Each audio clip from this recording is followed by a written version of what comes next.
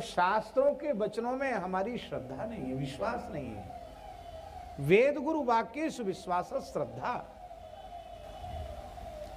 हम संशय रहित होकर के नाम जप करें, हम संशय रहित होकर कथा सुने, हम संशय रहित होकर माता पिता गौ ब्राह्मण संत इनकी सेवा करें, संशय रहित होकर जो काम करेंगे उसका पूरा पूरा फायदा, पूरा पूरा लाभ हमें मिलेगा। और संशय रहा आवेगा तो सब काम गड़बड़ हो जाएगा। आपने नाम सुना होगा हमारे देश के महान विद्वान नैयायिक श्री उदयनाचार्य जी महाराज।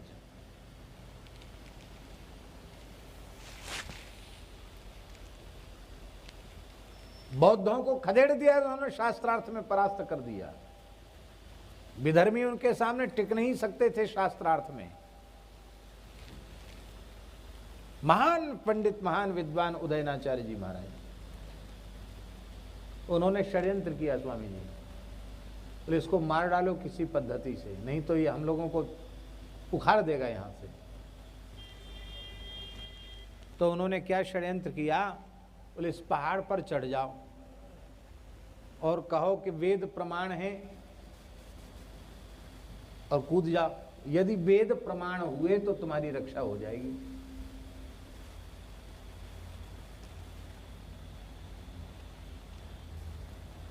वो तो वेदों में श्रद्धा रखने वाले थे ही नहीं। उनका कहना था कि इसको हम आवेश दिला देंगे और ये कूद जाएगा, मर जाएगा, हम अकंटक हो जाएंगे।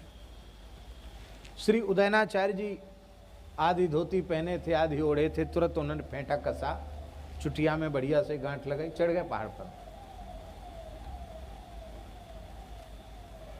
और ऊपर से कूद पड़े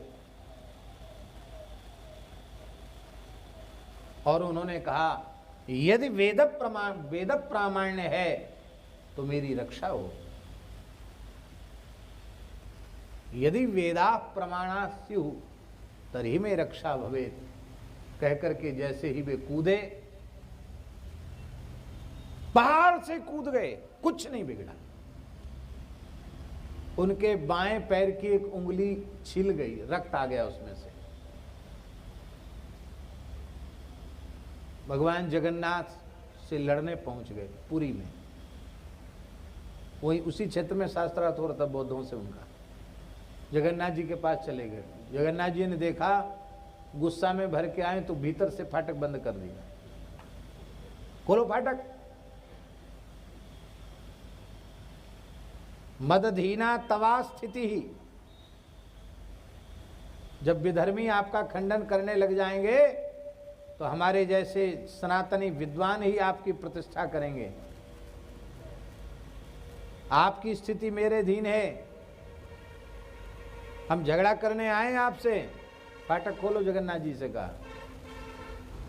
जगन्नाथ जी बोले झगड़े के डर के मारी तो भीतर से बंद किया है। पहले झगड़े वाली बात बताओ, झगड़ा क्यों करोगे?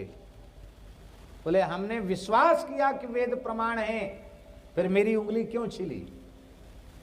मेरी बाएं पैर की उंगली छिली क्यों? जगन्नाथ जी ने कहा महाराज नाराज मत हो, आपने यदि शब्द क्यों लगाया? यदि वेद प्रमाण है, आपको कहने चाहिए वेद प्रमाण है, यदि क्यों लगाया? वो यदि के कारण एक उंगली छिल गई। आप संशय रहित हो जाए।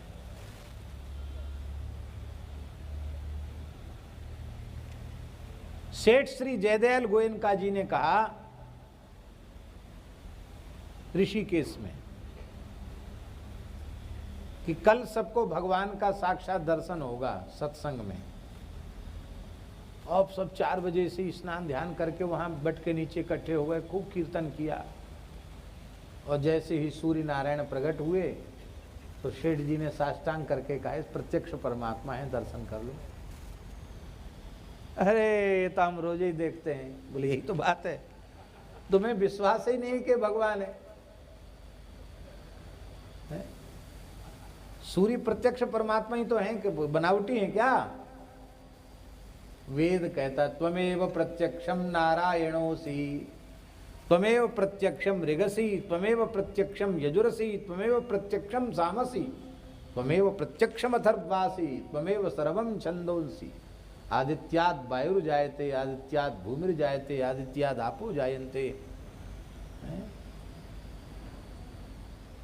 त्वमेव प्रत्यक्षम ब्रह्मासि, प्रत्यक्ष ब्रह्म है सूर्य। पर हमें संशय बना हुआ है, कहां से सिद्धि होगी? ये संशय ही हमारे अकल्याण का कारण है।